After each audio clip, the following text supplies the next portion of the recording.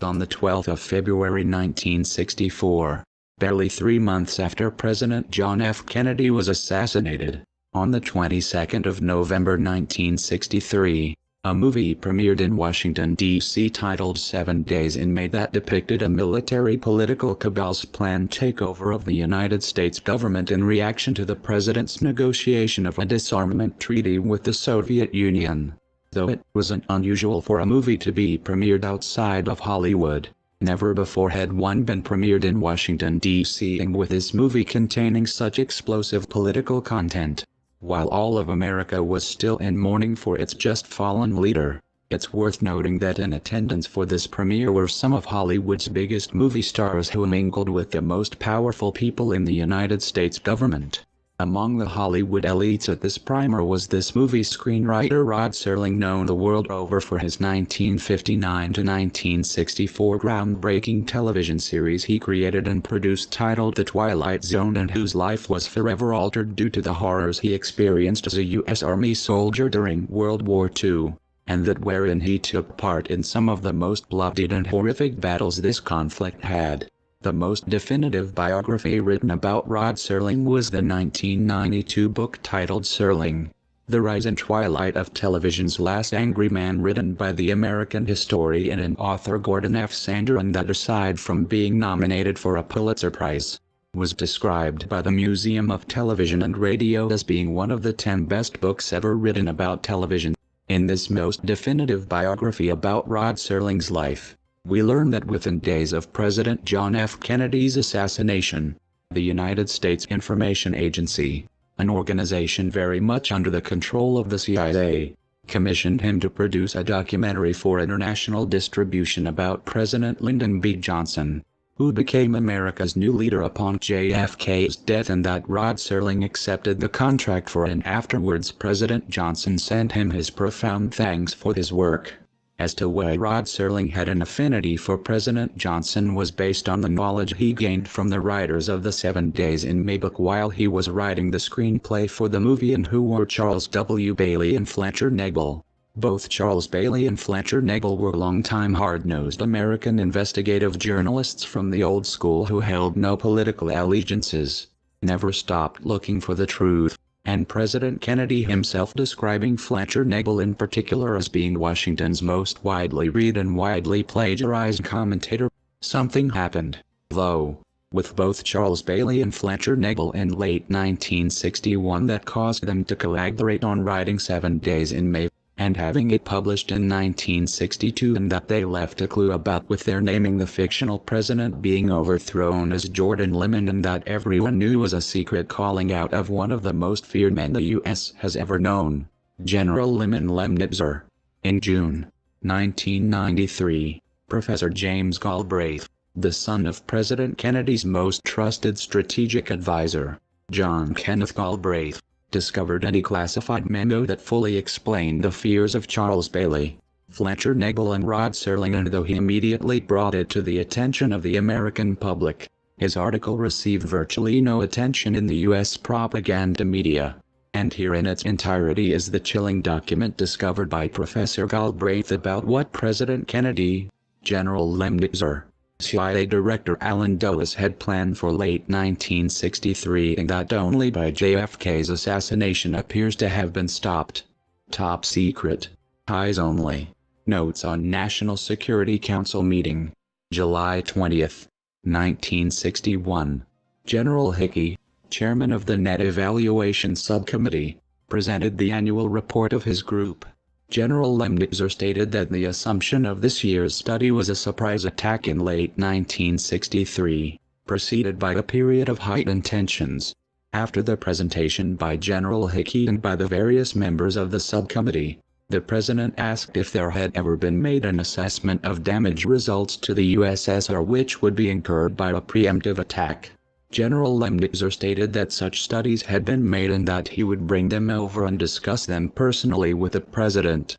In recalling General Hickey's opening statement that these studies have been made since 1957, the President asked for an appraisal of the trend in the effectiveness of the attack. General Lemnitzer replied that he would also discuss this with the President. Since the basic assumption of this year's presentation was an attack in late 1963, the president asked about probable effects in the winter of 1962. Mr. Dulles observed that the attack would be much less effective since there would be considerably fewer missiles involved. General Lemnitzer added a word of caution about accepting the precise findings of the committee since these findings were based upon certain assumptions which themselves might not be valid. The president posed a question as to the period of time necessary for citizens to remain in shelters following an attack. A member of the subcommittee replied that no specific period of time could be cited due to the variables involved. But generally speaking, a period of 2 weeks should be expected.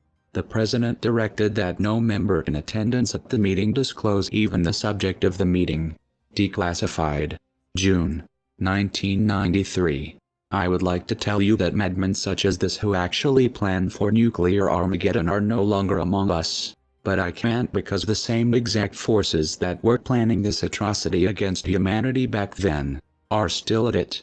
The most astounding evidence of this are the now hourly propaganda attacks against President Trump, who is attempting feverishly to stop World War III, with these war propagandists falsely proclaiming that he's under criminal investigation when nothing could be further from the truth.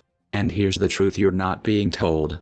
In the aftermath of the early 1970s Watergate scandal that forced the resignation of President Richard Nixon, the U.S. Supreme Court, the U.S. Department of Justice, and nearly every top legal scholar in America complied one of the most extensive legal documents ever created to answer one question: could a sitting U.S. president be indicted for a crime? And here's what they concluded.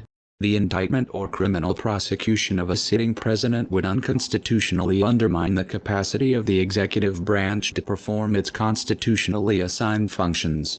Not just can't a sitting U.S. president be indicted for a crime, he can't even be investigated either, leading any logical person to wonder what exactly is going on then. Well, the answer to that is as simple to understand now as it's been all throughout history. The first casualty of war is truth.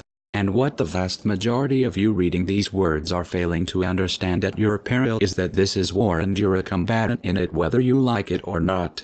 Remember, the true and only agenda of those ruling over you is to make you a slave, and if you want to know how far down this road the Western world is, you need only read the 5 features of a slave plantation as outlined by Kenneth M. Stamp in his book The Peculiar Institution, Slavery in the Antebellum South, and that are: 1. Broken down and dilapidated and unsafe housing. 2. Broken families. 3. A high degree of violence required in order to hold the place together. 4. Everybody gets a basic provision, but nobody gets ahead. 5. Nihilism and despair. This is an intergenerational, ongoing, lasting way of life. These 5 features of slavery describe every single inner city and rural area in both the US and Europe, and that year by year begins subsuming more and more human beings into its evil clutches with barely anyone knowing what's happening to them. As to why so many millions of human beings are able to be led into slavery has long been known, such as a recent study from the University of Osnabrück, Germany, that found our brains prefer fake vision, invented to fill in blind spots, to reality, and that has been perfected by leftists in the United States who classify their unwitting slaves as victims and set them fighting against one another. And now, it has come to blood. But we are here to give you hope today. But a hope that only comes with your first realizing and awakening to the fact that you've been lied to your whole life. Not by us though. You know this. And every single hour of every single day we, and others like us, do everything in our power to not only awaken you, but keep you awake too. It's getting harder though, much harder. And just this past week, the U.S. Supreme Court, in 2 rulings, ruled that the corporations that own and control social media are going to be squarely in charge of shaping the norms of speech. And these corporations who now control all speech will, also, do more to destroy those of us telling you the truth, and that only you can prevent from happening. You possess the power to impact the global narrative and to be part of the history. Please share this report, and to be the first to see more videos like this, click the subscribe link below. Thank you for watching. History repeats itself.